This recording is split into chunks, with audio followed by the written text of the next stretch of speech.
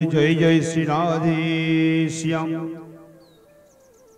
बोल भक्त वत्सल भगवान की जय।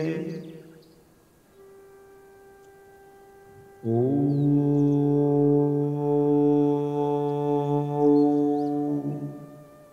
वंदे गुरुपदनंदम भक्तवृंद समन्वितम श्री चैतन्य प्रभुं वंदे नित्यानंद सहोदितं श्रीनंदनंदनं वंदे राधिका चरणद्वयं गोपीजन समायुक्तं वृंदावन मनोहरम् आजानुलंबित भुजौ कनकावदातौ संकीर्तनैकपितरौ कमलायुताक्ष्यौ विश्वम्भरौ द्विजवरौ जुगधर्मपालौ वन्दे जगद्प्रियकरौ करुणावतारौ आनन्दलीलामय विग्रहाय हेमावदिव्यच्छविसुन्दराय तस्मै महाप्रेम रसप्रदाय चैतन्य चंद्राय नमो नमस्ते। पंचतत्त्वात्मकं कृष्णं भक्तरूपस्वरूपकं भक्तावतारं भगताख्यं नमामि भक्तसगतिकम्। पादौ जदीयौ प्रथमद्वितीयौ तृतीयतुर्यौ कथितौ चतुरो नाभिस्तथा पंचमये वषष्ठ भोजन्तरं दुर्जुगलं तथन्यो कंठस्थो राजन्नवमोर्जदीयो मुखारविन्दं दशमो प्रफुल्लम् एकादशो जस्य ललाटपटं शिरोपितो द्वादश एव भाति तमादिदेवं करुणानिधानं तमालवर्णं सुहितावतारम् अपार संसार समुद्र सेतुं भजामहे भागवत स्वरूपम्। यं प्रव्रजन्तमनुपेतमपेतकृत्यं द्वैपायनो विरह कातर आजुहाव पुत्रेति तन्मयतया तरवो अविनेदु स्तं सर्वभूतहृदयं मुनिमानतोऽस्मि जस्वानुभावमखिलश्रुतिसारमेकम् अध्यात्मदीपमतिथिर्सतामितमुन्दम् संसारिणां करुणया अपुराणगुह्यं तं व्याससूनुमुपयामि गुरुं मुनीनाम्। अस्ति स्वस्तरुणीकराग्रविगलत् कल्पप्रसूनाप्लुतं वस्तु प्रस्तुतवेणुनादलहरी निर्वाणनिर्व्याकुलम् स्रस्तनिबद्धनिविलसद् गोपीसहस्रावृतं हस्तन्यस्तन तापवर्गमखिलो दारम किशोराकृति। हे कृष्ण करुणा सिंधु दीनबंधु जगतपते गोपेश गोपिका कांत राधा कांत नमस्तुते। तप्त कांचन गौरांगी राधे वृंदावनेश्वरी वृषभानुसुते देवी प्रणमामि हरिप्रिये। वृंदायै तुलसी देव्यै प्रियायै केशवस्य च कृष्ण भक्ति प्रदे देवी सत्यवत्यै नमो नमः। जय श्री चैतन्य हरि जय नित्यानंद जय अद्वैत चंद्र जय गौर भक्त वृंद। जय रूप सनातन भट्ट रघुनाथ श्रीजीव गोपाल भट्ट दास रघुनाथ। এই ছয় গোসাই করো চরণ বন্দন যাহা হইতে বিঘ্ন নাশ অভিষ্ট পূরণ। এই ছয় গোসাই প্রভু कर मोरे दया আমি চরণে শরণ নিলাম দেহ পদ ছায়া সব শ্রোতা বৈষ্ণবের করি চরণ বন্দন কৃপা করি মোর মাথে দেহ শ্রী চরণ সব শ্রোতা বৈষ্ণবের পাদে মোর কোটি নমস্কার সর্বপদ ধুলি দেহ মস্তকে আমার হৃদয়ে স্ফুরণ করাও জিহ্বায় কহাও বাণী কি কহি ভালো মন্দ কিছুই না জানি নিতাই গৌর হরি बोल जय जय श्री राधे श्याम बल भक्तवत्सल भगवान की जय।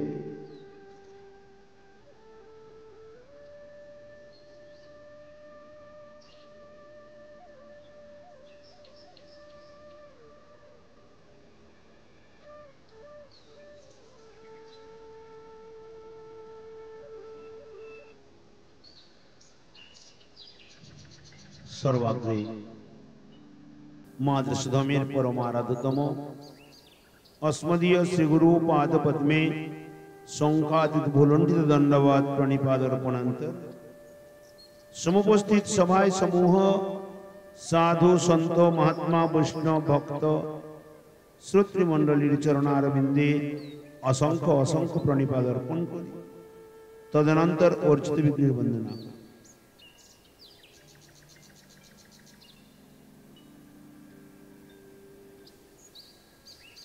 जय जय श्री राधारमण जय जय नवल किशोर जय गोपी चित चोर प्रभु जय जय माखन चोर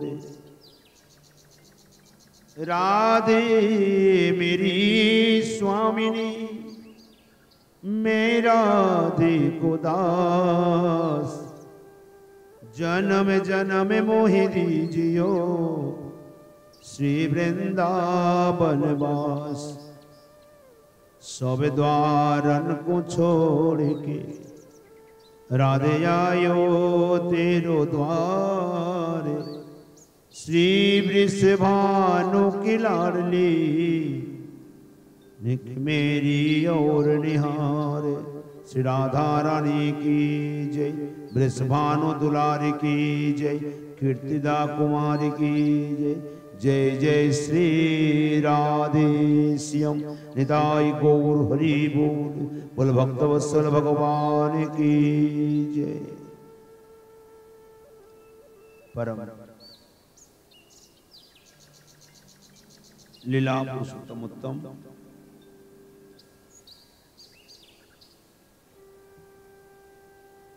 कली पावन अवतारी परम प्रेम पुरुषोत्तमोत्तम कली पावन अवतारी श्रीमन महाप्रभु गौरांग सुंदरी परम प्रिय पार्षद श्री लालदास जी महाराज नाभाजी रचित हिंदी भक्तमाल ग्रंथ থেকে তিনি বাংলাতে ভক্তমাল গ্রন্থ করেছেন। এই ভক্তমাল গ্রন্থে কাল সায়ংকালীন হাতে আমরা ষষ্ঠ মালা चार संप्रदाय सम्बन्धीय कथा जगते कलिजुगे चारटी सम्प्रदाय पद्मपुराण अनुसारे हरिभक्ति विलास अनुसारे चारटी सम्प्रदाय प्रसिद्ध এই সম্প্রদায় বিহীন যদি অন্য কোনো সম্প্রদায়ে কেউ দীক্ষিত হয় তার মন্ত্র নিষ্ফল হয়ে যায়। এই পদ্ম পুরাণে স্কন্দ পুরাণে ব্রহ্ম পুরাণে ব্রহ্মবিবর্ত পুরাণে গরুড় পুরাণে এই সমস্ত প্রমাণ দিয়ে কাল প্রসঙ্গ হয়ে গেছে। তথা কোন বৈষ্ণব যদি হীন জাতি নীচ জাতি চণ্ডাল জাতি যবন জাতি থেকেও হয় অদীক্ষিত ব্রাহ্মণ অপেক্ষা শ্রেষ্ঠ তাও প্রমাণিত হয়ে গেছে। চতুর্থ সম্প্রদায় শ্রী মাধ্যি রুদ্র সনক এই চারটি সম্প্রদায় যেমন আমরা মাধবাচার্য সম্প্রদায়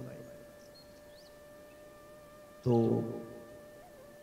শ্রী সম্প্রদায় হলো রামানুজাচার্য যারা আচার্য, যারা রামচন্দ্রের ভজনা করেন।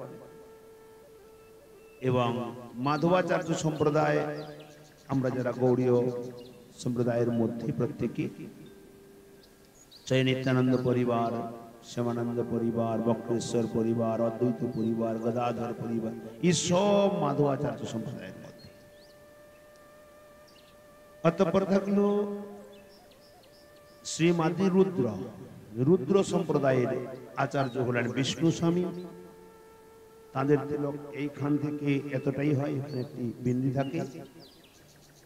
ওনারা রাধাকৃষ্ণের অর্চন পূজন করেন। রুদ্র সম্প্রদায় মহাদেব থেকে এসেছে। এই সম্প্রদায়ের আচার্য বিষ্ণু স্বামী। চতুর্থ সম্প্রদায় হল সনক সম্প্রদায়। এই সনক সনাতন সনন্দন সনত কুমার, এই চার কুমার থেকে এসেছে। এই সম্প্রদায়ের আচার্য হলেন নিম্বার্ক আচার্য। কেউ তাকে নিমাদ সম্প্রদায় বলে, কেউ নিম্বাদিত্য সম্প্রদায় বলে, কেউ নিম্বার্কাচার্য সম্প্রদায় বলে। ইনারা রাধা সর্বেশ্বরের আরাধনা করেন। কেবল আমাদের নিত্যানন্দ পরিবারে বা মাধবাচার্য সম্প্রদায়ে পঞ্চরসের ভজনের পদ্ধতি আছে। শান্তদাস, সখ্য, বাৎসল্য, মধু। বাকি তিনটি সম্প্রদায়ের মধ্যে এই প্রকার নেই।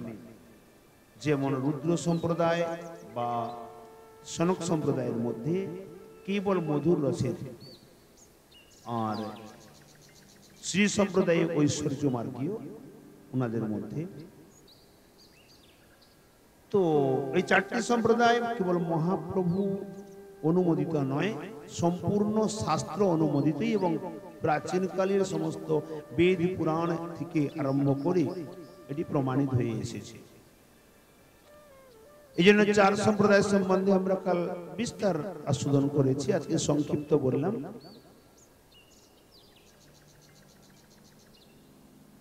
বৈষ্ণবের নিন্দা করলে, কেউ যদি বৈষ্ণবের নিন্দা করে তাহলে নরকে গমন হয়, পিতৃপুরুষ সহ। যারা চলে গেছে পূর্বে, যারা পরে যাবে, এই প্রকার পূর্বে পরে করি পিতৃপুরুষ সহ বংশ নরকে চলে যায়। স্কন্দ পুরাণে বলছেন, এমনকি বৈষ্ণব দেখে যদি কেউ আসন থেকে উঠে সম্মান না করে, ভ্রষ্টমতি দাম্ভিক, তার প্রত্যক্ষ নরকে গমন হয়। এই পদ্ম পুরাণে বললেন। এই প্রকার আরো অনেক কথা বলেছেন এর মধ্যে, যে যদি বৈষ্ণব কি করে বুঝবো না, যদি শাক্ত উপাসক, শৈব উপাসক, সৌর উপাসক, অর্থাৎ শাক্ত যারা শক্তি পূজা করে, শৈব যারা শিব পূজা করে, সৌর যারা সূর্যদেবের পূজা করে, গণপতীয় যারা গণপতিকে অর্থাৎ গণেশজিকে আদি করে সব দেবদেবীর পূজা করে, এদের কাছ থেকে যদি কেউ কৃষ্ণ মন্ত্রে দীক্ষিত হয় তাকে বৈষ্ণব বলে মান্যতা হবে না। কারণ ওনারা স্বয়ংই কৃষ্ণ ভজন করেন না। যদি কোনো কৃষ্ণ ভক্ত ওই সাধুর কাছ থেকে কেউ মন্ত্র, সে কেবল কৃষ্ণ ছাড়া কিছু বোঝে না, তার কাছ থেকে মন্ত্র গ্রহণ করে, সে চণ্ডাল হোক, সে কেউ হোক, সে যদি ঐকান্তিক হরিভক্ত হয়, তার কাছ থেকে মন্ত্র গ্রহণ করে সে যদি কৃষ্ণ ভজনে প্রবেশ করে, কিন্তু যে ব্যক্তির কাছ থেকে মন্ত্র গ্রহণ করবে তার আচার আচরণ সমস্ত ঐকান্তিক ভাবে কৃষ্ণেতে সবকিছু নির্দিষ্ট হওয়া চাই। তো এই প্রকার যদি কোনো ব্যক্তি সে যদি যবন ও কৃষ্ণ মন্ত্র গ্রহণ করে, সে বৈষ্ণব হয়ে যায়। এই তো ভরি ভরি প্রমাণ আছে। স্বয়ং সাক্ষাৎ হরিদাস ঠাকুর, কাজী, ইনারা বৈষ্ণব হয়ে গেলেন। অতঃপর বলছেন নবযজ্ঞেশ্বরের কথা। নবীনব যোগেশ্বর যা সভা পাদুকা, পরম শরণ্য যেই ভবাব্দীর নৌকা। কবি হরি করভাজন আর অন্তরিক্ষ, চমস প্রবৃদ্ধ আর পিপ্পল সুদক্ষ। দ্রুমিলাদি জগজন তাপ তাপ বিমোচন ভুবনে ভিতরে কৃষ্ণ ভক্তি জ্ঞানাঞ্জন। এখানে এই নবযজ্ঞেশ্বরের কথা কেবল নাম উচ্চারণ করে দিয়েছেন। এই নবযজ্ঞেশ্বর কারা? না, ব্রহ্মাজির কাছ থেকে জন্ম নিলেন কে? মনু মহারাজ।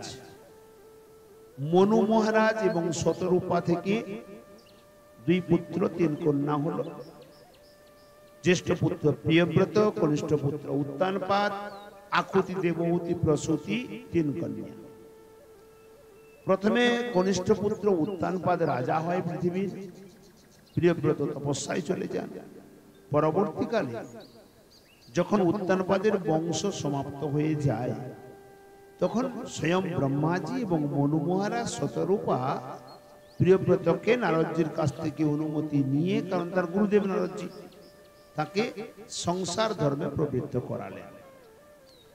প্রিয়ব্রতের পুত্র হল অগ্নিধ্র, অগ্নিদের পুত্র নাভি, নাভির পুত্র ঋষভদেব, ঋষভদেবের 100 জন পুত্র। জ্যেষ্ঠ হল ভরত। ভরতের নিচে 9 জন ভ্রাতা আমাদের এই ভারতবর্ষে নবখণ্ডে রাজা হয়। তার নিচে 9 জন ভ্রাতা, তিনারা এই শরীরে সাধনা করে নবযোগেন্দ্র হয়ে যান, যাদের নাম হলো কপি, হরি, অন্তরিক্ষ, প্রবৃদ্ধ, পিপ্পলায়ন, আবির্হোত্র, দ্রুমিল, চমস, করভাজ। এই নবযোগেন্দ্র ইনারা 9 জন আমাদের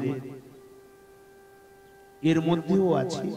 এখানে ইনাদেরকে উদ্দেশ্য করে নববিধা ভক্তির মহিমা বর্ণনা করেছেন। নানাবিধ ভক্তি যেই যাজন করয়, তার শ্রীচরণ রেণু পরম উপায়।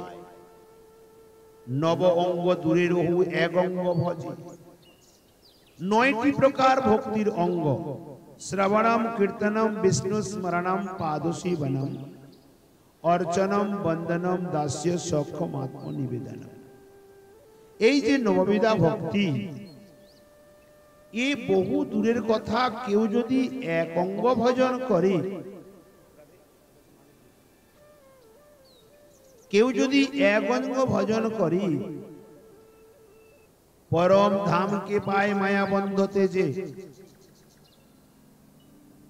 নবঙ্গ দূরে রহু এক অঙ্গ ভজে।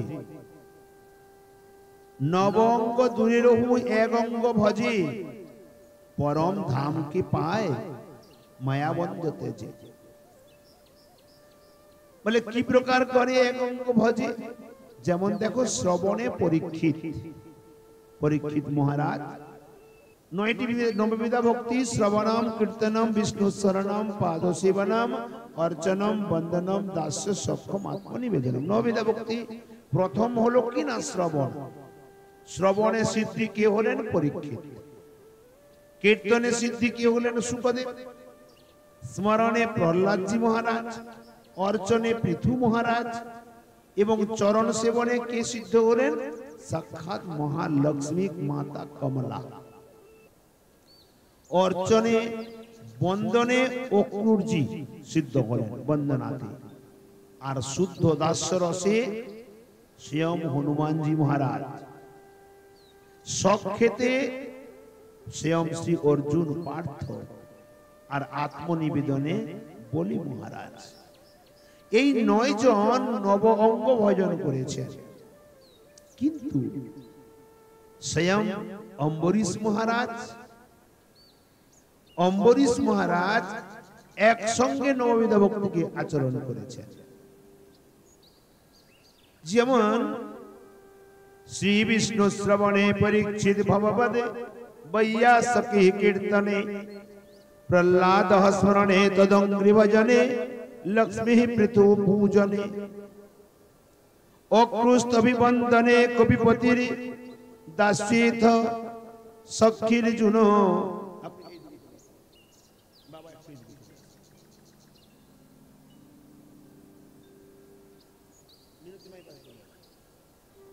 সুবিধা অক্রূরস্ত্বভিবন্দনে কপিপতির দাস্যেত সাক্ষীর্জুন সর্বস্বাত্মনিবেদনে বলিরব কৃষ্ণাপ্তিবে সম্পরম। ভগবান শ্রীকৃষ্ণের কথা শ্রবণ করিয়াছিলেন কিনা পরীক্ষিত। কৃষ্ণ কীর্তনে রত হয়েছিলেন, ভাব নিমগ্ন হয়ে যিনি 7 দিন 7 রাত নিত্য নিরন্তর ভগবত কথাকে, শ্রী ভগবানের গুণগাথাকে বর্ণন করেছিলেন কে না সুখদেব গোস্বামী পাদ। আর ভগবানকে মাতৃগর্ভ থেকে স্মরণে রেখেছিলেন কে? ভক্ত প্রহ্লাদ। শ্রীকৃষ্ণের পাদযুগল সেবা ভারে কে করেছিলেন? পদ্মালয়া সাক্ষাৎ মা মহালক্ষ্মী। আর ভগবানের পূজার নিষ্ঠাবতী ছিলেন মহানুভব পৃথু মহারাজ। কৃষ্ণ বন্দনার তৎপর ছিলেন কে? অক্রূর। কৃষ্ণের প্রতি হনুমানের ছিল আজন্ম দাস্যের অতি ভক্তি। অর্জুন সখ্যাতে ছিলেন। বলি মহারাজ কৃষ্ণের উদ্দেশ্যে সর্বস্ব সমর্পণ করেছেন, এমনকি নিজেকে পর্যন্ত দান করে দিয়েছিলেন। এইভাবে নববিধা ভক্তির যে কোনো একটির আশ্রয়ে, যে কোনো একটির আশ্রয়ে চরিতামৃতে বললেন, এক অঙ্গ সাধকে বা সাধে বহু অঙ্গ। সেই এক অঙ্গ কেউ সাধন করে, কেউ বহু অঙ্গ সাধন করে, কিন্তু চাই এখানে কিনা নিষ্ঠা। নিষ্ঠা বলতে এটি না 17 বার স্নান করার, 17 বার কাপড় ধোয়া, একে নিষ্ঠা বলে না। তাকে ছুঁয়ে দিলাম তাতেও হাত ধোয়া, ওকে নিষ্ঠা বলে না। নিষ্ঠা হলো, এটা তো হলো সদাচার। এইগুলি যে স্নান করা, বস্ত্রধৌত করা, সবকিছু করা, এগুলি হলো সদাচার। অসৎ আচার থেকে নিজেকে দূরে রাখা সদাচার। বলে কি সদাচারের প্রয়োজনীয়তা কি আছে? আমাদের সদাচারের আবশ্যকতা কি আছে? এমন কোনো তো প্রয়োজনীয়তা নেই।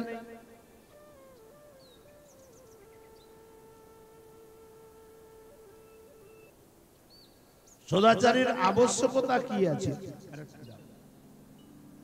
না, সদাচারের আবশ্যকতা এটাই।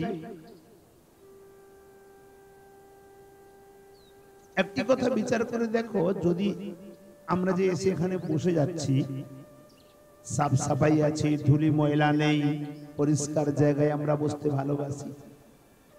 যদি ধুলি ময়লা পড়ে থাকে, যদি এখানে কাদা মাদা পড়ে থাকে, সেখানে আমাদের বসতে ভালো লাগবে? আরে রাম, আমার কাপড়টা নষ্ট হয়ে যাবে।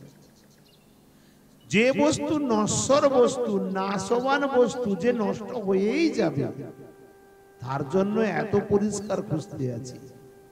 আর যে অবিনাশী বস্তু, যে স্বয়ং সত্যম বিশুদ্ধম বসুধৈব সবৃতম, যে বিশুদ্ধ সত্য স্বরূপ, তাকে বসানোর জন্য আমার হৃদয়টা কতটা সাফ করা দরকার আছে, কতটা পরিষ্কার করা দরকার আছে। আর সেই পরিষ্কৃত করানোর নিমিত্ত আমাদের এই সদাচারের প্রয়োজন। কারণ ঠাকুরজি কোনো অপবিত্র স্থানে, স্বয়ং মাতা সচী মাতাকে মহাপ্রভু বলছেন, অর্থাৎ নিমাই পণ্ডিত বলছেন। তিনি এখনো গৌরাঙ্গ মহাপ্রভু হন নাই। ছোট শিশু, মা বাবা পড়তে দেবে না, পড়তে দিলে যদি বিশ্বরূপের মতো চলে যায় সন্ন্যাস নিয়ে, তো আমি আর ছেলে পাবো কই? তো পড়াশোনা করার নিমিত্ত তিনি বাহানা করে বসলেন কোথায় না, বর্জ্যহাঁড়ির উপরে। অন্ন রন্ধনের পরে তো মাটির হাঁড়ি ফেলে দেওয়া হয়, তো এই বর্জ্যহাঁড়ির উপরে গিয়ে বসেছেন, নৈবেদ্য বর্জ্যহাঁড়ি। মাতা সচী, আমাদের বঙ্গদেশে সাধারণত এটি আছে যে যে হাঁড়ির রন্ধন সমাপ্ত হয়ে যায় বা ভেঙে যায়, তাকে ফেলে দেওয়া হয়। ওটা আমরা স্পর্শ করি না, স্পর্শ করলে স্নান করতে হয়। এটা বঙ্গদেশে আছে।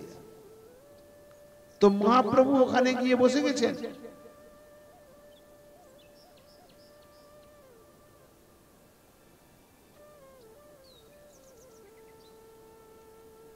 তো মহাপ্রভু ওখানে বসে যাওয়ার পরে মা যখন বলছে আরে আরে আরে স্নান টান করিয়ে আনলাম, তুই গিয়ে ওখানে বসে গেলি, আবার আমি তোকে ছুবো, আবার স্নান করবো আমি? বলি কেন মা, এখানে অসুবিধা কোথায়? আরে ওটা অপবিত্র জায়গা। মানে আমি তো পবিত্র অপবিত্র বুঝি না, আমার তো পড়াশোনা নাই, আমি কি করে বুঝবো? তোমরা তো পড়তে দাও না, আমি পবিত্র অপবিত্র বুঝবো কি করে? তো মহাপ্রভু বাহানা করছেন, ছলনা করছেন পড়তে যাওয়ার জন্য। পড়াশোনা যে জানে না, পবিত্র পবিত্র বোঝে না, অথচ মাকে বলছে মা আমি কখনো অপবিত্র স্থানে বসি না, আর যদি কোনো অপবিত্র স্থানে আমি বসে যাই ওই স্থানটার অপবিত্র থাকে না। মূর্খ ছেলে, কথা বলতে জানে না। মা তো এত কথা বোঝে না, কিন্তু মাতাকে বোঝানোর ছলে তিনি মূল ভূত বস্তুটি বলে গেলেন যে আমি কোনো অপবিত্র স্থানে বসি না। প্রথম যে শব্দটি আমি কোনো অপবিত্র স্থানে বসি না, এই কথাটি আমাদের জন্য প্রয়োজন। আর যে দ্বিতীয় কথা, যদি আমি অপবিত্র স্থানে বসে যাই ওই স্থানে অপবিত্র থাকে না, এটা হলো তার কৃপার কাছে, মহাপ্রভু কৃপার কাছে। তিনি কার প্রতি কৃপা করে অপবিত্র স্থানে বসে যাবে এটা তার ব্যক্তিগত ব্যাপার। যথা কোন রাম ভক্তকে প্রশ্ন করছেন, আচ্ছা বাবা বলো তো তুমি অযোধ্যা ভালোবাসো না জনকপুরী ভালোবাসো না লঙ্কাপুরী ভালোবাসো? তিনটি তো পুরী, অযোধ্যাপুরী, জনকপুরী, লঙ্কাপুরী, তুমি কোন পুরী ভালোবাসো? আমরা হলে কি উত্তর দেব? হয় জনকপুরী না হয় অযোধ্যাপুরী, লঙ্কাপুরী আশা করি বলবো না। কিন্তু ভক্ত বলছে আমি লঙ্কাপুরী ভালোবাসি। বলে কেন? না দেখো, অযোধ্যাপুরীতে রাম তখন আসবে দশরথ মহারাজের মতো ন্যায়প্রিয় সত্যনিষ্ঠ রাজা যদি হয়, তবে সেখানে রাম অবস্থান করবে। জনক মহারাজের মতো ওই প্রকার রাজর্ষি এবং সত্যনিষ্ঠ ব্যক্তি যদি হয়, আসক্তি রহিত, যিনি রাজা হয়েও ঋষি, ঋষি হয়েও রাজা, আসক্তি রহিত সম্পূর্ণ তত্ত্বজ্ঞানী যদি কেউ হয়, তবে মাতা সীতা ওখানে অবস্থান করবে। কিন্তু আমার এই লঙ্কাপুরীতে তো কাম, ক্রোধ, লোভ, মোহ, মদ, মাৎসর্য, সমস্ত অহংকার সবকিছু ভরপুর একবারে রাক্ষসগণ বসে আছে। অথচ দেখো, যদি কেবল মাতা সীতাকে অর্থাৎ ভক্তি মহারানীকে আমি অবস্থান করাতে পারি, তো শ্রী রাম সাগরকেও বেঁধে দিয়ে লঙ্কাপুরী ভেঙে ভিতরে প্রবেশ করে গেছে, তো আমার মধ্যেও আমার হৃদয় কন্দরকে ভেঙে স্বয়ং গোবিন্দ প্রবেশ করে যাবে। তাই আমার লঙ্কাপুরী খুব ভালো। প্রশ্ন এখানে যে মহাপ্রভু আমার গোবিন্দ কোনো অপবিত্র স্থানে বসে না, এটা প্রথম পথটা আমার জন্য দরকার। অতএব আমায় কি করতে হবে? আমাকে ওই স্থানটি পবিত্র রাখতে হবে। পবিত্র রাখার জন্য বিশেষ সদাচার প্রয়োজন। আর যদি আমি বসে যাই, মানে ওটা তো তার কৃপা, উনি কৃপা করে কার হৃদয়ে লঙ্কাপুরীতে গিয়ে বসবে, ওটা তো তার কৃপার সাপেক্ষ, ওটা তো সাধন সাপেক্ষ না, ওটা কৃপা সাপেক্ষ। তিনি কৃপা করে কার মধ্যে প্রবেশ করবে। জগাই মাধবকে কৃপা করে উদ্ধার করে দিলেন, কাজীকে কৃপা করে উদ্ধার করে দিলেন, এটা কৃপা সাপেক্ষ। জগাই মাধব যে রাস্তায় চলছিল, লাখো জন্ম প্রয়াস করলেও পারত মহাপ্রভুকে আনতে, এটা তার কৃপা সাপেক্ষ। সেই প্রকার কার প্রতি কৃপা হবে সেটা তার ব্যক্তিগত। ঠাকুরজির অধিকারে যেমন কর্মের নেবাধিকারস্তে মা ফলেষু কদাচন, কর্মতে তোমার অধিকার আছে, ফলে অধিকার নেই। তো কর্মতে আমাদের অধিকার যেহেতু, সেহেতু সদাচার করা আমাদের প্রত্যেকের আবশ্যক। কেন দেখো না শবরী মাতাকে, রাম কবে আসবে গুরুদেব বলে গেছে, গুরুদেব অন্তর্ধান হয়ে গেছে, উনি বলে গেছে রাম এসে তোমাকে দর্শন দেবে। আর শবরী মাতা উনি প্রতিদিন রাস্তায় ফুল বিছিয়ে বিছিয়ে রাখতো। বললে কেন? রাম আসবে যখন না, তার চরণে কাকর কণ্ঠ ফুটে যাবে, তাই রাস্তায় প্রতিদিন বনফুল তুলে এনে কাকর আদি সব হাত দিয়ে সাফাই করতো, বসে বসে খুঁটে খুঁটে সাফ করতো, সাফ করে পুরা রাস্তায় ফুল বিছাতো প্রতিদিনের জন্য। আর আমাদের এই জঙ্গলের মধ্যে আমরা যদি সদাচারটা না করি, কমসে কম সদাচার রূপী ফুল তো আমাদের বিছাতে হবে, কখন না জানি গোবিন্দ এসে বসে যায়, তাই না? অতএব সদাচার বিশেষ আবশ্যক, সৎ আচার এটি বিশেষ দরকার। যে কারণে সদাচার যত অধিক হবে তত পবিত্রতা অধিক থাকবে, তত মন পবিত্র হবে। আহার শুদ্ধ চিত্ত শুদ্ধি, চিত্ত শুদ্ধ ধুবা শুদ্ধি। আর যত মন পবিত্র হবে, মনঃ এব মনুষ্যানাম বন্ধনম মোক্ষ কারণম, মনটাই বন্ধন এবং মুক্তির কারণ। মন যদি গোবিন্দ চরণে লেগে যায় তো বন্ধন মুক্ত, আর মন যদি সংসারে লেগে যায় তো বন্ধন যুক্ত। অতএব মনটাই আমাদের বন্ধন এবং মুক্তির কারণ। তো মন যদি গোবিন্দ চরণে লাগাতে হয়, মনকে শুদ্ধিকরণ করা বিশেষ আবশ্যক। আর মন শুদ্ধিকরণের নিমিত্ত সৎসঙ্গ, হরি কথা। আর শরীর শুদ্ধিকরণের নিমিত্ত সদাচার। শরীর শুদ্ধিকরণ যত হবে তত মন শুদ্ধিকরণ হবে, তখন গোবিন্দের স্থান তৈরি হবে। একটির সঙ্গে একটি ওতপ্রোত জড়িত আছে। এখানে ওই কথাটি বললেন যে এইভাবে নববিধা ভক্তির যে কোনো একটির আশ্রয়ী এরা সকলেই কৃষ্ণকে প্রাপ্তি হয়েছিলেন। এই 9 জন অর্থাৎ ঈশ্বরত্ব লাভ করেছিলেন। চৈতন্য চরিতামৃতে এক অঙ্গ সাধে কেহ, সাধে বহু অঙ্গ, নিষ্ঠা হইলে উপজয় প্রেমের তরঙ্গ। এখানে নিষ্ঠা, নিষ্ঠাটি কি প্রকার? নিষ্ঠা শব্দে নিতরাম আস্থা। আমি কৃষ্ণ ভজন করি, আমি কৃষ্ণ ভক্ত, মরিও তো কৃষ্ণ, বাঁচিও তো কৃষ্ণ, মারে তো কৃষ্ণ, রাখে তো কৃষ্ণ। কিন্তু কৃষ্ণ ভজন করতে করতে চিত্ত যদি বিক্ষিপ্ত হয়, কাল পারিবারিক ক্ষেত্রে কোনো বিপত্তি চলে এলো, এরে চলো চলো চলো কালীবাড়িতে পুজো দিয়ে আসি, কাল ঘরে সাপ বেরিয়ে পড়লো, বলে চলো চলো মা মনসাকে ভোগ লাগাই আসি, কাল শীতলা মায়ের কৃপা হয়ে গেল, চলো চলো শীতলা মাকে পুজো করে আসি। এতে কি হচ্ছে? মন আমাদের কয়টা?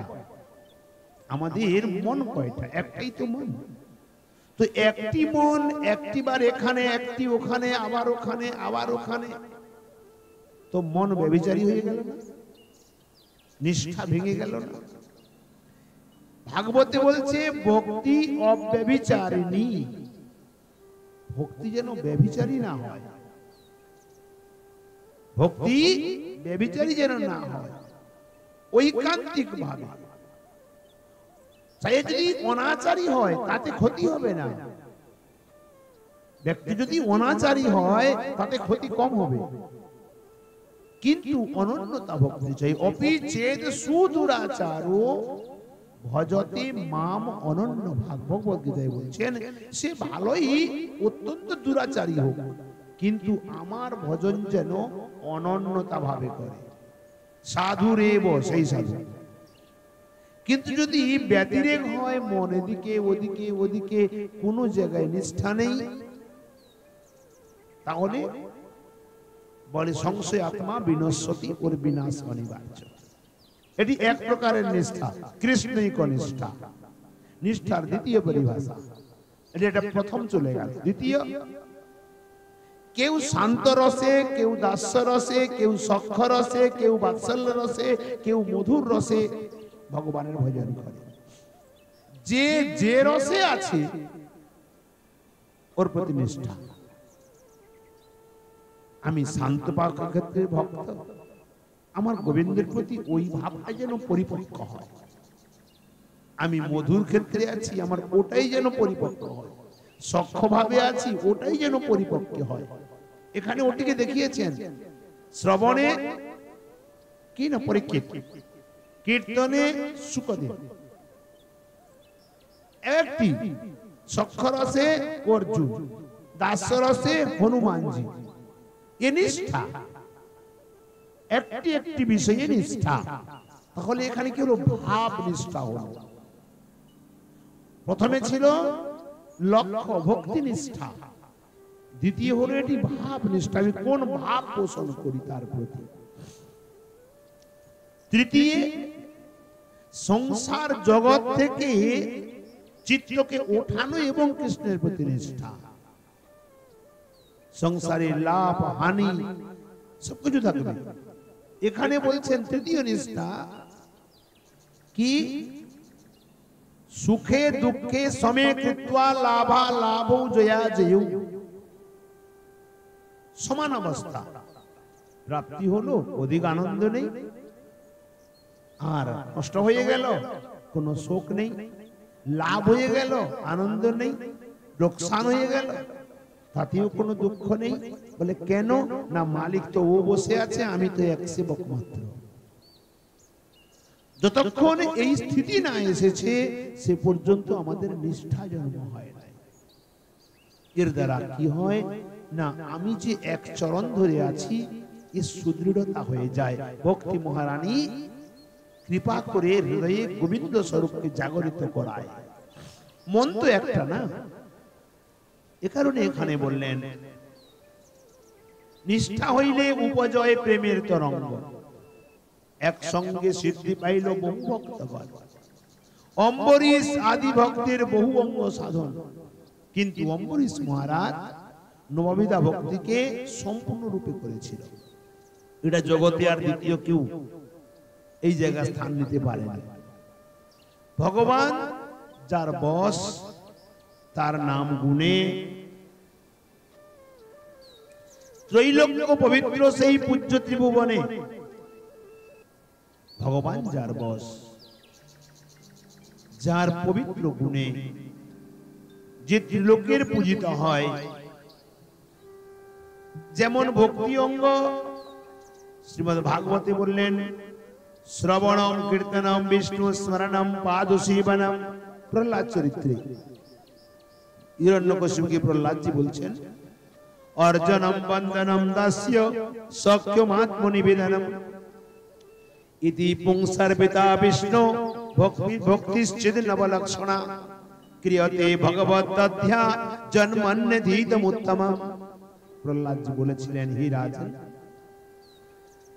এই শ্রবণ কীর্তন বিষ্ণু স্মরণ পাদসেবন অর্চন বন্দন দাস্য সক্ষম আত্মনিবেদন, এই নববিধা ভক্তি আমি ভালোভাবে অধ্যয়ন করেছি। এ হলো ভক্তি অঙ্গ সম্বন্ধে। এখন এই নববিধা ভক্তির এক একজন কি প্রকার একটি একটি বিষয়ে সিদ্ধি করলেন তা বিস্তার করছেন। যেমন পরীক্ষিত মহারাজ, তিনি শ্রবণে কি করে সিদ্ধ হলেন না? রাজা পরীক্ষিত ভুবনে বিদিত মহিমা অপার যার, যার যশ গুণ করিয়া বাখান তরয়ে এ তিনি সংসার।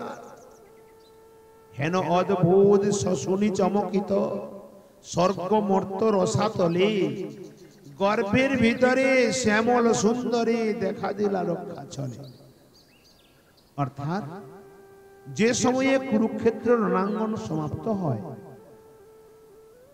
দুর্যোধন জঙ্ঘাভঙ্গ অবস্থায় কুরুক্ষেত্রের রক্তের স্রোতের মধ্যে পড়ে আছে। এমন সময়ে তার মিত্র হলো গুরুপুত্র অশ্বত্থামা, দ্রোণপুত্র। গিয়ে বলছে হে মিত্রবর, আমি কতবার বলেছি আমাকে সেনাপতি করে দাও, যদি আমাকে সেনাপতি করে দিতে তুমি তো আমার কথা মানো নাই, তাহলে তোমাকে আজ এই পরাজয়ের মুখ দেখতে হতো না। তুমি আমার কথা মানো নাই, যে কারণে পরাজয়ের মুখ দেখতে হয়েছে। সোজা হয়ে বসো। যে কারণে পরাজয়ের মুখ দেখতে হয়েছে। দুর্যোধন বলছে আমি এখনো মরিনি, জঙ্গাভঙ্গ হয়ে গেছে, মৃত্যুর সঙ্গে জীবন লড়তে আছে, যে কোনো মুহূর্তে প্রাণ চলে যাবে, এখনো প্রতিশোধের অগ্নি জ্বলছে, আমি এখনো মরিনি, আমি আমার নিজের রক্ত দিয়ে তোমাকে সেনাপতির পদে নিযুক্ত করলাম, যাও পঞ্চ পাণ্ডবের মস্তক ছেদন করে নিয়ে এসো। চলে গেল শানিত তরবারি হাতে নিয়ে, অশ্বত্থামা চলে গেল পঞ্চ পাণ্ডবের মস্তক ছেদনের নিমিত্ত। কিন্তু রাত্রিকালে স্বয়ং শ্রীকৃষ্ণ পঞ্চ পাণ্ডবকে ওই তাঁবু থেকে অন্য তাঁবুতে নিয়ে চলে গেছে। ওই তাঁবুর ভেতরে দ্রৌপদীর 5 পুত্র ছিল, সেই 5 পুত্রের মাথা কেটে নিয়ে চলে এলো, দুর্যোধনকে দিল। দুর্যোধন ভীমের মস্তকটি দুটি হাতের মধ্যে চাপ দেওয়া মাত্রই যখন চুরচুর হয়ে যায়, তখন সে বুঝে গেছে যে এই পঞ্চ পাণ্ডবের মস্তক না। তখন বলতে লাগলো, রে পাপিষ্ঠ, কাকে বলছে? অশ্বত্থামাকে। তুই আমার বংশকে নির্বংশ করে দিলি, দ্রৌপদীর পুত্র তো আমারই পুত্র ছিল, কারণ আমাদের তো ভাইয়ের পুত্র মানে আমারই পুত্র, আমার বংশ তো কেউ নেই, কমসে কম এরা যদি বেঁচে থাকতো তাহলে তো আমাদের পিণ্ড দান করতো। এই পুত্র শোকে দুর্যোধন প্রাণ ত্যাগ করলো। দুর্যোধনের জীবনে একটি মাত্র উত্তম কার্য ছিল। তৎপশ্চাৎ দ্রৌপদী পরদিন প্রাতকালে যখন জানতে পারলেন, তিনি পুত্র শোকে জর্জরিত হয়ে ক্রন্দন করতে লাগলেন। অর্জুন প্রতিজ্ঞা করে চলে গেল কি আমি ওই আততায়ীর মস্তক ছেদন করে নিয়ে আসব। যখন জানতে পারলো অশ্বত্থামা কি তার মৃত্যু নিশ্চিত, তখন কি করলো না, ব্রহ্মাস্ত্র ছেড়ে দিল। শ্রীকৃষ্ণ অর্জুনকে বললেন তুমিও ব্রহ্মাস্ত্র ছাড়ো। 2 ব্রহ্মাস্ত্রে যুদ্ধ বাঁধল। ব্রহ্মাজি আকাশ মার্গে প্রকটিত হয়ে ঠাকুরজি আমার শ্রীকৃষ্ণকে বললেন, প্রভু তুমি কি চাও অকালে সংসার বিনাশ হয়ে যাক?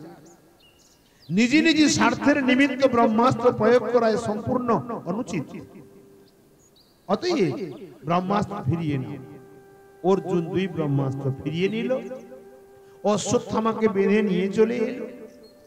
শ্রীকৃষ্ণের বিচার অনুসারী অর্জুন অশ্বত্থামার মস্তকের মণি ছেদন করে ধাক্কা দিয়ে সভা থেকে অপমান করে তাড়িয়ে দিল।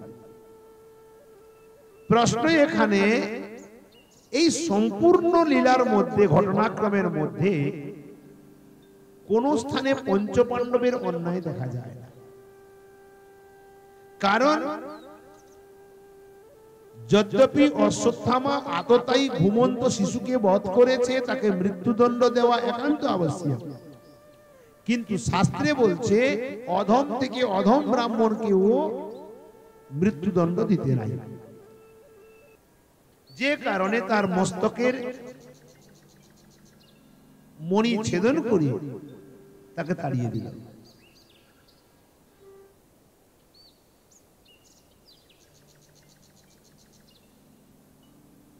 যে কারণে তাকে মস্তকের মণি ছেদন করে বাইরে তাড়িয়ে দিল।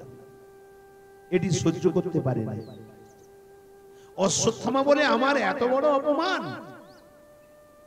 আমার মণি ছেদন করে নিল, আমাকে অপমান করে তাড়িয়ে দিল, আমি এর বংশকে নির্বংশ করব। এই গুণটি কি ব্রাহ্মণের গুণ? এটা ব্রাহ্মণের গুণ না। অশ্বত্থামা ব্রাহ্মণ হয়েও তার নিজের গুণ থেকে নিচে নেমে গেল এবং করলো কি, 6টি ব্রহ্মাস্ত্র ছাড়ল। একটি, 5টি হলো পঞ্চ পাণ্ডবের জন্য, আর একটি ব্রহ্মাস্ত্র অভিমন্যু পত্নী উত্তরার গর্ভে যে পরীক্ষিত আছে তাকে মারার নিমিত্ত কতটা নৃশংস, গর্ভের মধ্যে শিশুকে যে এখনো জন্ম নেয়নি তাকে বধ করার জন্য উদ্যত হল। যখন দ্রৌপদীর প্রতি উত্তরার প্রতি ব্রহ্মাস্ত্র প্রয়োগ করে, ওই দিনে শ্রীকৃষ্ণ ততক্ষণে এই কয়দিনের মধ্যেই তখন যুদ্ধ সমাপ্ত হয়ে গেছে, মহারাজ যুধিষ্ঠির রাজা হয়ে গেছে। তারপরের ঘটনা, শ্রীকৃষ্ণ বেরিয়ে পড়েছেন দ্বারিকা যাবেন। এমন সময়ে উত্তরা এসে শ্রীকৃষ্ণের চরণে পড়লেন, পাহি পাহি মহাযোগিনী দেব দেব জগৎপতি, হে দেবদেব জগৎপতি আমাকে রক্ষা করো, এই ব্রহ্মাস্ত্র আমার গর্ভকে নষ্ট করে দেবে, আমার মৃত্যু হয়ে যাক তাতে আমার কোনো দুঃখ নেই, কিন্তু কুরু পাণ্ডব বংশের একমাত্র প্রদীপ তাকে তুমি বাঁচিয়ে নাও। শ্রীকৃষ্ণ চক্রের দ্বারা 5টি ব্রহ্মাস্ত্রকে নষ্ট করলেন, পঞ্চপাণ্ডবকে রক্ষা করে নিলেন। তো তদনন্তর তিনি অঙ্গুষ্ঠ প্রমাণ রূপে গর্ভের মধ্যে প্রবেশ করে গদাধারী ভগবান গদা দ্বারা ওই ব্রহ্মাস্ত্রকে নষ্ট করে পরীক্ষিতকে রক্ষা করলেন। মাস কত ছিল? 7ম মাস। মাতা উত্তরা দেবীর গর্ভ 7ম মাসের ছিল, তাই তিনি শ্যামল সুন্দর স্বরূপে দর্শন দিলেন পরীক্ষিতকে, ব্রহ্মাস্ত্রকে বাঁচালেন। এখানে ওই লীলাটিকে বলছেন। গর্ভের ভিতরে শ্যামল সুন্দরে দেখা দিলা রক্ষা চলে, যার এখনো জন্ম হয়নি, ভাগ্য কৃপা, একে বলা হয় কৃপা। যাকে দর্শনের নিমিত্ত যোগী ঋষি মুনিগণ যুগ যুগান্তর তপস্যা করে দর্শন পান না, কল্প কল্প ধরে, আজ তিনি গর্ভের মধ্যে দর্শন দিয়ে দিয়েছেন পরীক্ষিতকে। সেই হইতে হিয়া উচাটন হইয়া কি দেখিনু কিবা সেই, তেমন না দেখি সচঞ্চল আখি শোভা মুখ নিহারে। 10 মাস হয়ে গেল, পরীক্ষিতের জন্ম হয়ে গেল, আর জন্ম নেওয়া মাত্রই চতুর্দিকে তাকাতে আছে, কারণ পরীক্ষিতের বাল্যলীলা ছিল না, ও জন্ম নেওয়া মাত্রই উঠে বসে পড়েছে, আর সবাইকে দেখছে যে বাঁকাচরণ বালাকে গর্ভের মধ্যে দেখেছিলাম না, এখানে আছে কি, কোথায়, তাকে তো দেখতে পাচ্ছি না, চতুর্দিকে খুঁজতে আছে। সবা মুখ নিহারই, এই বা সেই হয় বিতর্ক করয় যার তার পানে চাই। এ কি ওই ব্যক্তি? না তো, এ তো ওই না, কই ওই শঙ্খ চক্র গদা পদ্মধারী শ্যামল সুন্দর, এ তো ওই ব্যক্তি নয়। সেই অভ্যাসতে যার যে মনেতে কহিতে শপথই নাই। যখন এই প্রকার প্রয়াস করতে সবাই মিলে দেখছে, সবাইকে ধরে ধরে পরীক্ষা করছে, নাম পড়ে গেল পরীক্ষিত, এই কারণে। অন্যথা তার জন্ম কুণ্ডলীগত নাম ছিল বিষ্ণু রাত। পরীক্ষিত মহারাজের বিষ্ণু রাত কেন ছিল? রাত শব্দের অর্থ হলো রক্ষা করা। স্বয়ং ভগবান বিষ্ণু গর্ভের মধ্যে রক্ষা করেছিলেন বলে তার জন্মগত নাম ছিল বিষ্ণু রাত।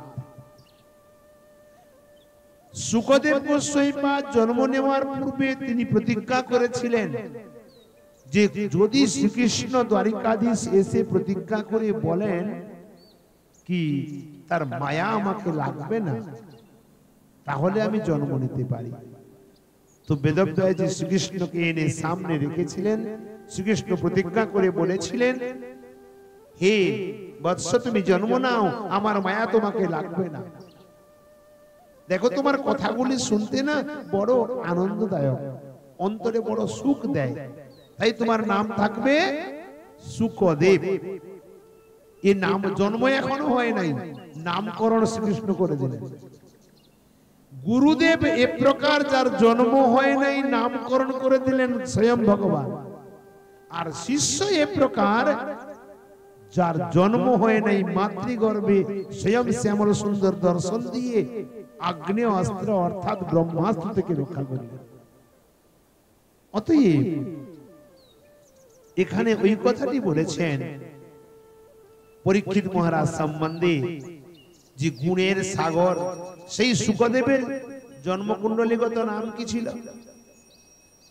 ভগবান রেখেছিলেন নাম শুকদেব, কিন্তু ওনার জন্মকুণ্ডলীগত নাম কি ছিল না ব্রহ্মরাজ।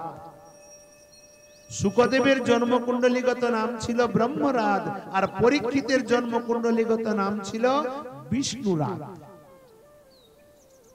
গুণের সাগর কিমা চমৎকার কহিতে বিরমে মতি, শিল সুকমুনি সাধু শিরোমণি পূজিত ত্রৈলোক্যবতী। অব্যাহত গতি এক স্থানে স্থিতি, গোদহন কাল নহে। যে শুকদেব যিনি সাধু শিরোমণি, যিনি ত্রৈলোক্যে অত্যন্ত পূজিত, যিনি রাধারানীর করকমলের লীলা সুখ, যিনি আমার কিশোরীজির করকমলের লীলা সুখ, যিনি এক জায়গায় গোদহন কাল পর্যন্ত থাকেন না, হেন সে যদ্যপি স্বভাব তথাপি। রাধে রাধে।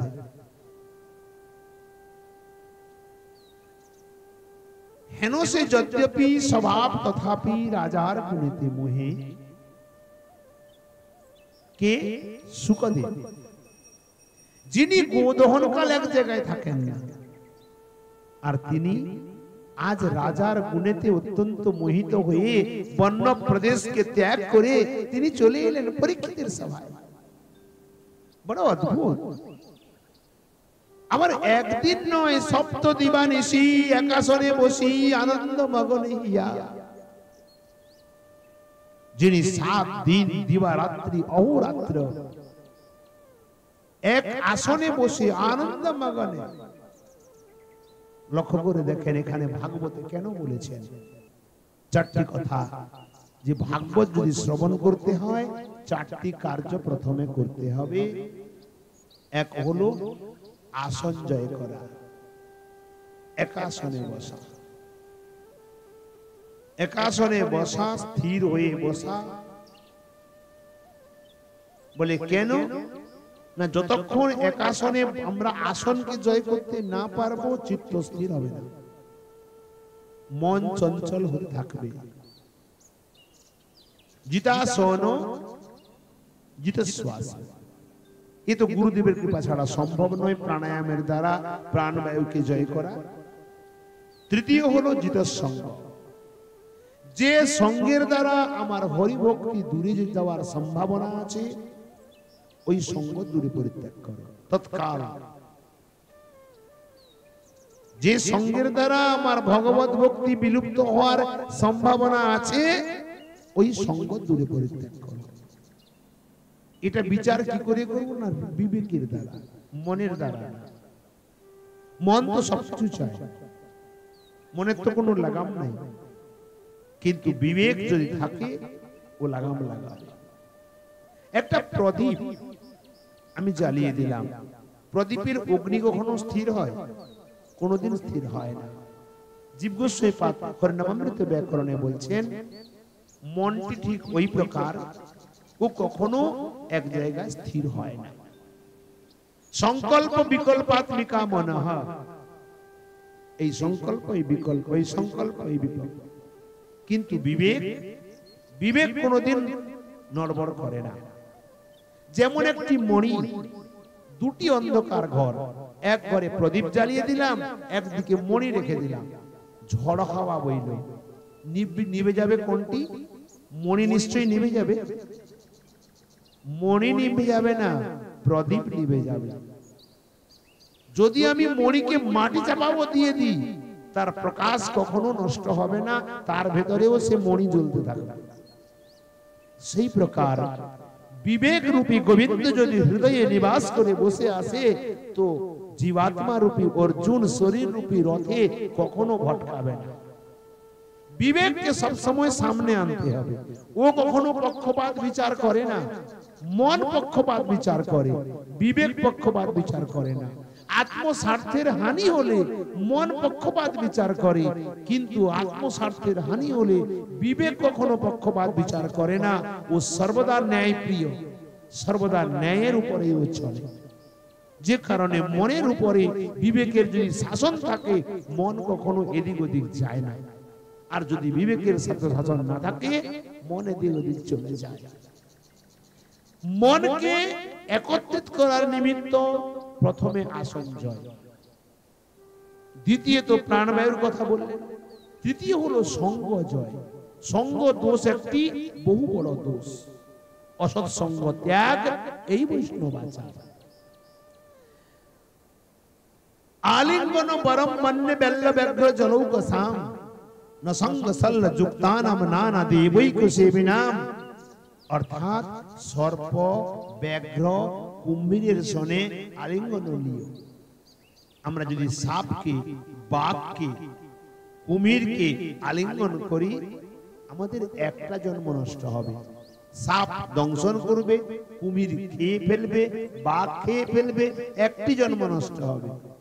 কিন্তু কুসঙ্গ ও কয়টা জন্ম খেয়ে ফেলবে ঠিকানা নেই। কারণ সর্প দুষ্ট, খল দুষ্ট, দুষ্ট দুইজন। সর্প হইতে খল হয় অধিক দুর্জন। সর্পও দুষ্ট আর খলও দুষ্ট, দুষ্ট দুইজন। সর্প হইতে খল হয় অধিক দুর্জন। ঔষধি মন্ত্রিতে বশ হয় ভুজঙ্গম। ঔষধের দ্বারা, মন্ত্রের দ্বারা সাপকে বশে করা যায়, কিন্তু খলকে করিতে বশ নাহি কোন ক্রম। একে কখনোই বশে করা যায় না। অতএব সবসময় খল থেকে দূরে থাকা আবশ্যক। এই প্রকার সঙ্গ, যে সঙ্গের দ্বারা আমার হরি ভক্তি নষ্ট হবে, তার থেকে দূরে থাকা আবশ্যক। আপনারা, আমাদের যে স্থিতি বর্তমান জগতে, আমরা না চাইলেও পরচর্চা আমাদের সামনে চলে আসে। যদি কেউ পরচর্চা করে, তাকে আপনি যদি নিবারণ করতে যান না, আপনার সঙ্গে দ্বন্দ্ব বেঁধে যাবে। দরকার নেই, প্রসঙ্গ পাল্টে দেন অথবা স্থান ত্যাগ করেন। এছাড়া আর কোনো পথ নেই। হয় প্রসঙ্গ বদলে দেন, অথবা যদি সম্ভব না হয় স্থান ত্যাগ করেন। এখানে বলছেন এক আসনে বসে আন কথা সম্পূর্ণ চলে গেল, কেবল হরি। যেখানে লাখো কোটি ব্যক্তি বসে আছে, সবার মধ্যে এক সুখদেব গোস্বামীদের কথা চলছে। 7 দিন 7 রাত কোনো শব্দ নেই, কোনো আন কথা নেই। সপ্ত দিবানিশি একাসনে বসি আনন্দ মগন হিয়া শ্রীল ভাগবত নৃপের সহিত আস্বাদনে বন্ধু পায়া। রাজা মহামতি ওই রসে মাতি, ক্ষুধা তৃষ্ণা নাহি বাধে। প্রেমানন্দামৃত অন্তরে পুরিত, কি করিব দ্বন্দ্ব বাধে। যার ক্ষুধা তৃষ্ণা সব চলে গেছে। সুখদেব বলছেন, পরীক্ষিত 4 দিন 4 রাত হয়ে গেল, কিছু ভোজন করে নাও, কিছু খাওয়া দাওয়া করে একটু ঘুমিয়ে যাও। পরীক্ষিত মহারাজ 10ম স্কন্ধের 1ম অধ্যায়ে আছে। তিনি বলছেন, হে প্রভু, আজ 4র্থ দিন হয়ে গেল, তোমার মুখনিসৃত হরি কথামৃতকে আমি এ প্রকার আস্বাদন করছি, কি আমার ক্ষুধা তৃষ্ণা বাধা করে না। আমার ক্ষুধা তৃষ্ণা আমাকে কোনো বাধা করে না। অতএব আগে বলো, আরো বলো, আমি আরো শুনবো। এতটা পিপাসা হরি কথা, কৃষ্ণ কথা শ্রবণ করার জন্য পরীক্ষিতের ছিল। আমাদের কোথায়? আমাদের 1 ঘন্টা হয়ে গেলে বাস করো, তাড়াতাড়ি বিশ্রাম দাও, কি করেছে? কর্মী জ্ঞানী তপি চারিদিকে ব্যাপী, ভক্তি মর্ম নাহি বুঝে। পরীক্ষিতের চতুর্দিকে যত ঋষিগণ ছিল, কেউ কর্মী কাণ্ডী, কেউ জ্ঞান কাণ্ডী, কেউ তপস্বী, চতুর্দিকে হাজার হাজার, ভক্তির মর্ম নাহি বুঝে। তাহার নৃপ বরে বুঝিয়া অন্তরে তা সভা বুঝাবা কাজ নাহি বুঝিলাম, হেন করি ভান প্রশ্ন করে পুনঃ পুনঃ। কে করছেন? পরীক্ষিত মহারাজ মনে মনে তিনি এ প্রকার ভান করছেন, আমি যেন কিছু বুঝি নাই, কিন্তু তিনি সমস্ত বুঝতে পারছেন।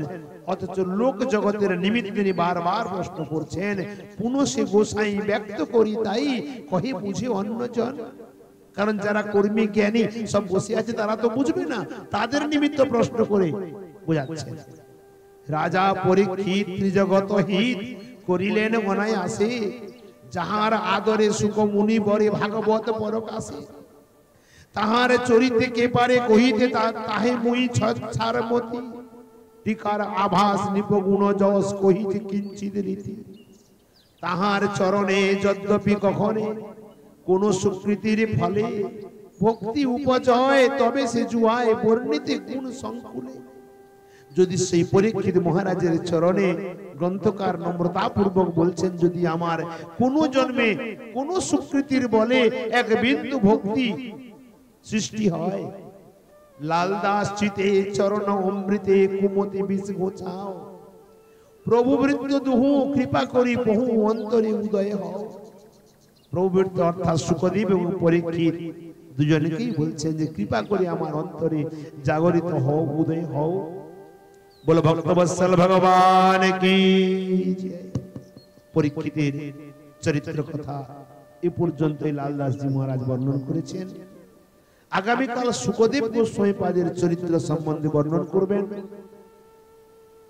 অতঃপর সপ্তম মালা প্রারম্ভ হবে প্রহ্লাদের চরিত্র আসবে তাই সময় অতিক্রান্ত হয়ে গেছে এ পর্যন্তই থাক আজকের কথা আমরা এখানে বিশ্রাম দিই যাবতীয় ভুল ত্রুটি আছে সবাই মিলে এক অবোধ মূর্খ বালক মনে করি কৃপা করে ক্ষমা করে দেবেন সর্বচরণে অসংখ্য প্রণতি অর্পণ করি আর যারা যারা জানে না পাঠ সম্বন্ধে তাদেরকে নিশ্চয়ই বলে দেবেন 4টা থেকে হচ্ছে তাহলে তারাও আসতে পারবে যারা অনলাইনে আছেন তাদেরকেও বলবো আপনারাও সবাইকে শ্রবণের সুযোগ দেবেন আপনারা অন্যান্যদেরকে বলবেন লাইনে অনলাইনে বিকাল 4টা থেকে যেন চলে আসে এটুকু প্রার্থনা করব সবার কাছে বলো ভক্তবৎসল ভগবান কি জয়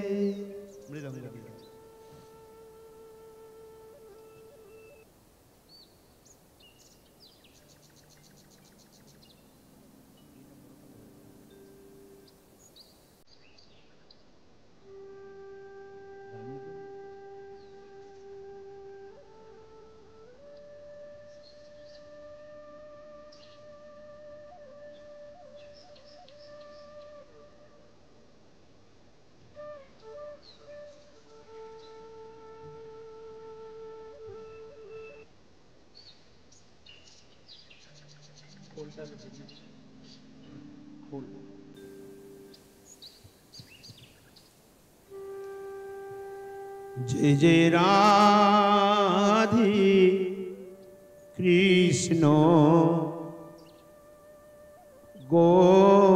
गोविंद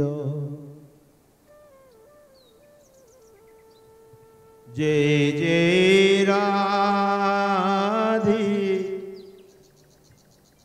कृष्ण गोविंद राधे गोविंद राधे गोविंद राधे ऑन करो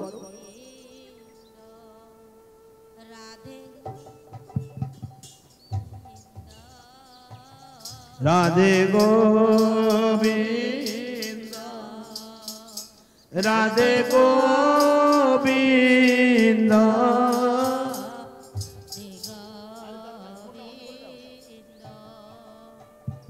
राधे गोविंद जय जय राधे कृष्ण गोविंद जय जय राधे कृष्ण गोविंद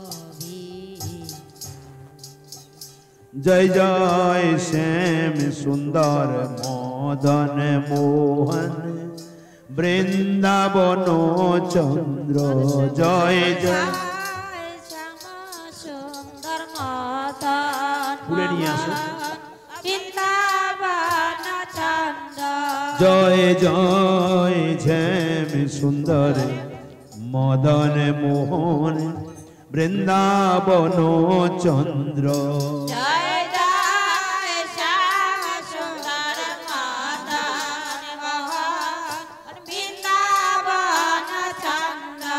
জয় জয় রাধা রমণ রাস বিহারী শ্রী গোকুলানন্দ জয়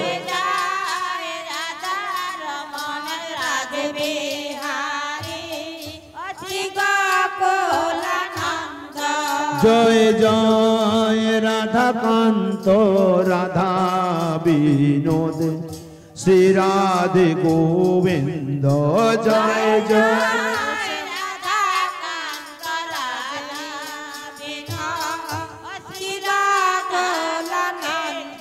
জয় জয় রাসেশ্বরী বিনোদিনী ভানুকুল চন্দ্র জয় রাসেশ্বরী বিনোদিনী ভানুকুল চন্দ্র জয় জয় ললিতা বিশাখা আদি যত সখী বৃন্দ জয়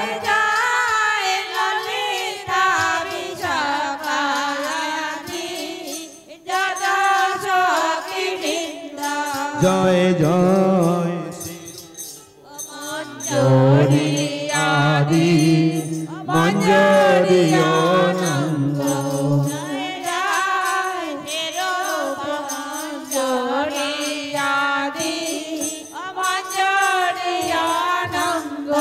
জয় জয় পূর্ণমাসী কুন্দলতা জয় বীরা বৃন্দ জয় জয় পূর্ণমাসী কুন্দলতা জয় বীরবৃন্দ জয় জয় পূর্ণমাসী কুন্দ লতা জয় বীরা বৃন্দ জয় জয় পূর্ণমাসী কুন্দলতা জয় বীরবৃন্দ তোমরা সবে মিলে কর দয়া আমি অতি মন্দ তোমরা সবে মিলে করো দয়া আমি অতি মন্দ আমায় কৃপা করি দাও হে যুগলে চরণার বিন্দ আমায়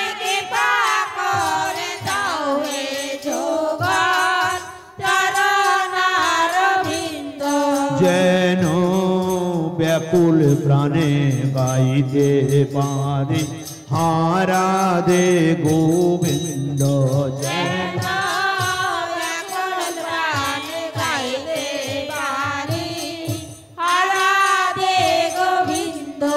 যেন ব্যাকুল প্রাণে গাইতে পারি হারাধে গোবিন্দ যেন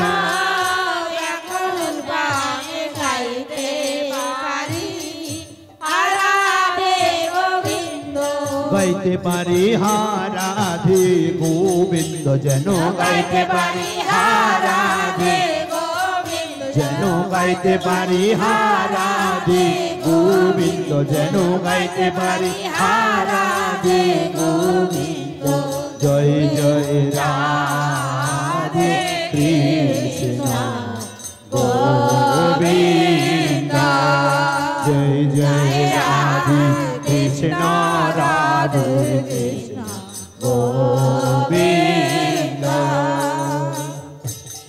শ্রী গৌরাঙ্গ নিত্যানন্দ শ্রী অদ্বৈত চন্দ্র গদাধর শিবাসাদি গৌর ভগত বৃন্দ জয় শ্রী গৌরাঙ্গ নিত্যানন্দ শ্রী অদ্বৈত চন্দ্র গদাধর শিবাসাদি গৌর ভগত বৃন্দ জয় শ্রী কৃষ্ণ চৈতন্য প্রভু নিত্যানন্দ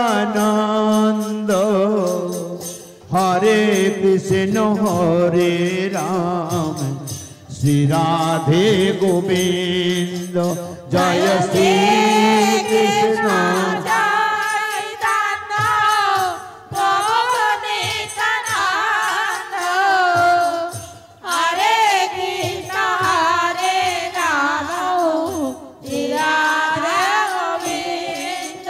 जय श्री कृष्ण चैतन्य प्रभु नित्यानंद हरे कृष्ण हरे राम श्री राधे गोविंद श्री कृष्ण चैतन्य प्रभु नित्यानंद हरे कृष्ण हरे राम श्री राधा गोविंद हरे कृष्ण कृष्ण कृष्ण हरे हरे हरे राम राम राम हरे हरे कृष्ण कृष्ण कृष्ण हरे हरे हरे राम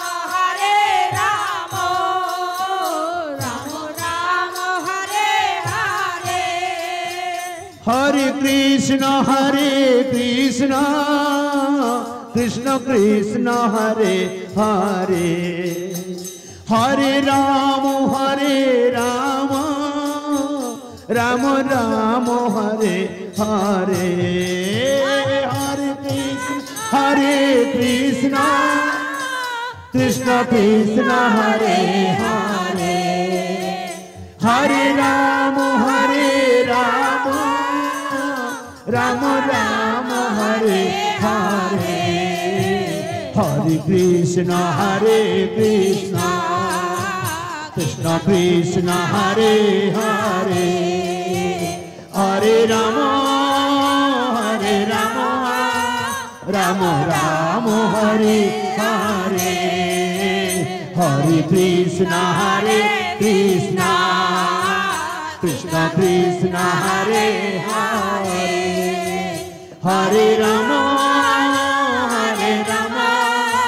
राम राम हरे हरे हरे कृष्ण कृष्ण कृष्ण हरे हरे हरे राम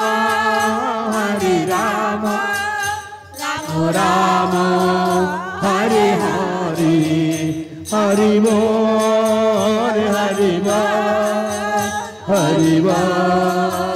हरि बोल निताई गौर हरि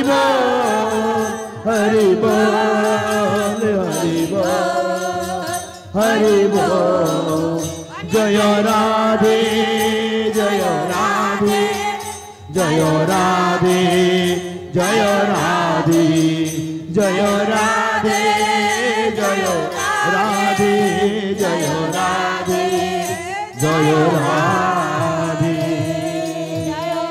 निताई गौर हरि बोल जय श्री राधे बोल भक्तवत्सल भगवान की सबार सदगुरुदेव भगवान की सबार श्रीमन महाप्रभु की जय सबार सद जगन्नाथ बलभद्र सुभद्रा जी की जय सबार सद माधव लाल की जय राम वृंदावन की जय वृंदावन बिहारी लाल की जय राधा रानी की जय गौरी महारानी की जय वृंदी महारानी की जय तुलसी महारानी की जय भक्ति महारानी की जय श्रीमद् भागवत महापुराण की जय श्री सुखदेव गोस्वामी जी महाराज की जय श्री परीक्षित जी महाराज की जय अम्बरीश जी महाराज की जय श्री भक्तमाल ग्रंथ की जय श्री लालदास जी महाराज की जय अग्रदास जी महाराज की जय श्री नाभाजी महाराज की जय श्री राधा माधव लाल की जय हरि कथामृत की जय हरिनाम संकीर्तन की जय समुपस्थित भक्त मंडली की जय अपन अपन श्री गुरु महाराज की जय जय जय श्री राधे श्याम विदाई गौर हरि बोल बोल भक्तवत्सल भगवान की